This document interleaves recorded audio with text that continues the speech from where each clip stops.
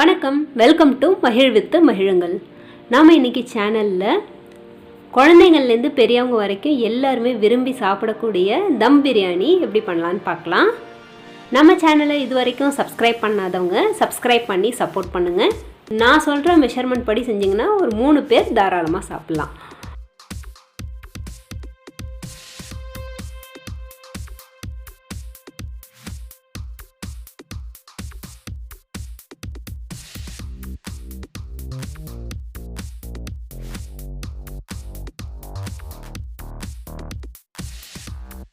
பிரியாணி பண்ணுறதுக்கு நான் ஜீரக சம்பா அரிசி எடுத்திருக்கேன். இந்த அரிசியில் பிரியாணி பண்ணிங்கன்னா ரொம்ப டேஸ்ட் சூப்பராக இருக்கும், வாசனையாகவும் இருக்கும்.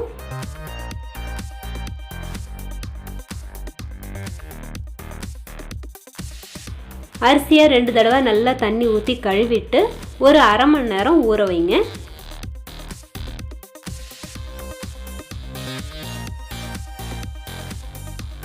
இப்போது ஒரு மிக்ஸி ஜாரில் 3 துண்டு இஞ்சி, ஒரு 6 பூண்டு பல் சேர்த்து நல்லா நைஸாக அரைச்சி எடுத்துக்கோங்க.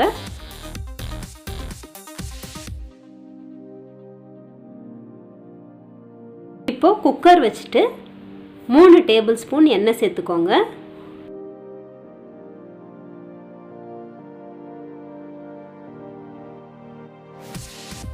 கூடவே 1 டீஸ்பூன் நெய் சேர்த்துக்கோங்க.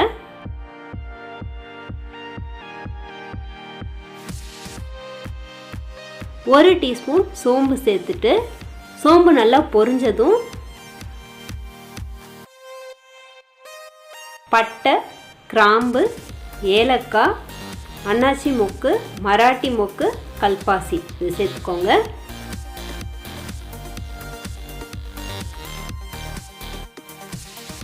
கூடவே ஒரு பிரிஞ்சி இலை சேர்த்துக்கோங்க.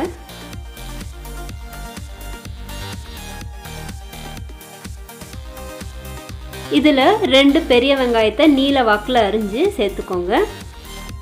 வெங்காயம் நல்லா வதங்கணும்.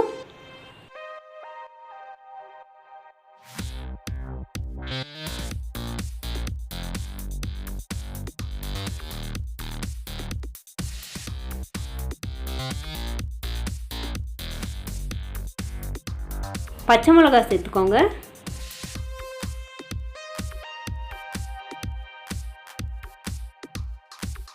அரைச்சி வச்சுருக்க இஞ்சி பூண்டு பேஸ்ட்டை சேர்த்து இஞ்சி பூண்டு பேஸ்ட்டோட பச்சை வாசனையெல்லாம் போகிற வரைக்கும் நல்லா வதக்கி விட்டுக்கோங்க.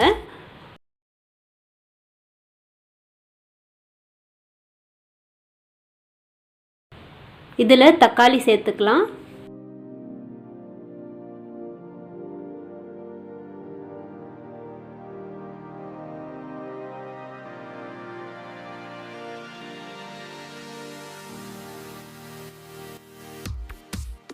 தக்காளி நல்லா வெந்ததும் ஒரு கைப்பிடி புதினா எடுத்திருக்கேன், ஒரு கைப்பிடி கொத்தமல்லி.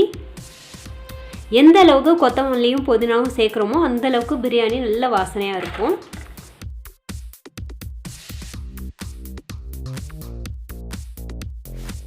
இதில் உங்கள் தேவைக்கேற்ற மாதிரி உப்பு சேர்த்துக்கோங்க.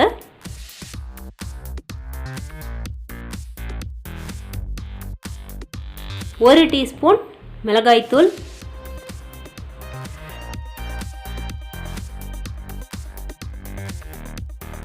2 டீஸ்பூன் தனியாத்தூள்,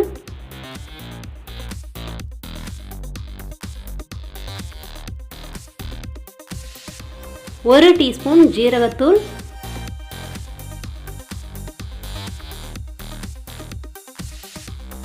1/2 டீஸ்பூன் கரம் மசாலா தூள் சேர்த்துட்டு நல்லா கலந்து விட்டுக்கோங்க.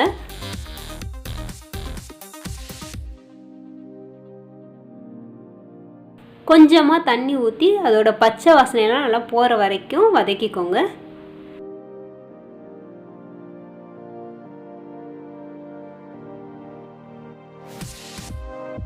இது கூடவே 3 டேபிள் ஸ்பூன் தயிர் சேர்த்துக்கலாம்.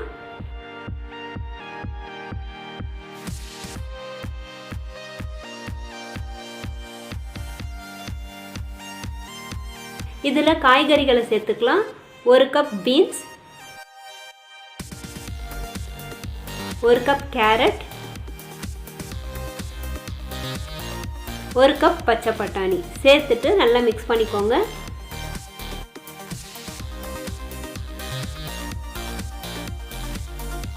இப்போ தண்ணி சேர்த்துக்கலாம்.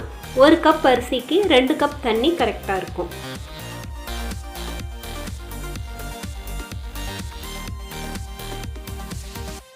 ஒரு பிஞ்ச் அளவு மட்டும் ஃபுட் கலர் சேர்த்துக்கோங்க.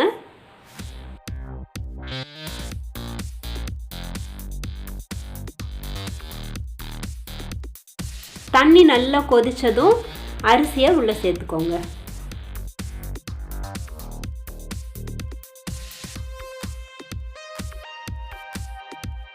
இந்த ஸ்டேஜில் உப்பு காரம்லாம் கரெக்டாக இருக்கான்னு செக் பண்ணிக்கோங்க.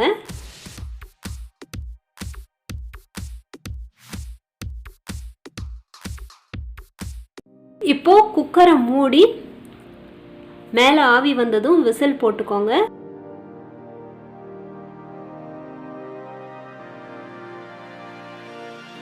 ஒரு விசில் மட்டும் விட்டுட்டு அடுப்பை ஆஃப் பண்ணிடுங்க.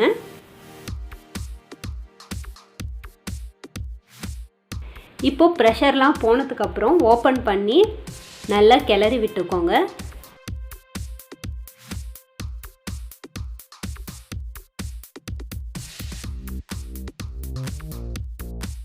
இப்போ பிரியாணி 70% ரெடி ஆகிடுச்சு. இப்போ தம் வைக்க போகிறோம். மேலே ஒரு பிளேட் போட்டு மூடிடுங்க. ஒரு அகலமான பாத்திரத்தில் தண்ணி எடுத்து நல்லா கொதிக்க வச்சு எடுத்துக்கோங்க. அந்த பாத்திரத்தை மேலே வச்சுருங்க. அடுப்பை சிம்மில் வச்சுருங்க. ஒரு 5லேருந்து 10 நிமிஷம் அப்படியே இருக்கட்டும்.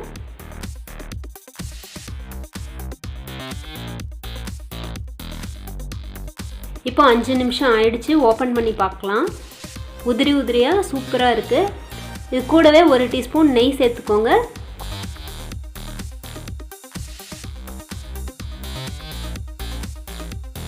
கொஞ்சமாக கொத்தமல்லி தூவிக்கோங்க. அவ்வளவுதான், சூப்பரான வெஜ் தம் பிரியாணி ரெடி ஆயிடுச்சு. நீங்களும் கண்டிப்பாக வீட்டில் செஞ்சு எல்லாரையும் அசத்துங்க. இந்த வீடியோ உங்களுக்கு பிடிச்சிருந்ததுன்னா நம்ம சேனலை சப்ஸ்கிரைப் பண்ணிவிட்டு ஃப்ரெண்ட்ஸ் எல்லாருக்கும் ஷேர் பண்ணுங்கள். ரசித்து ருசித்து மகிழுங்கள். நன்றி.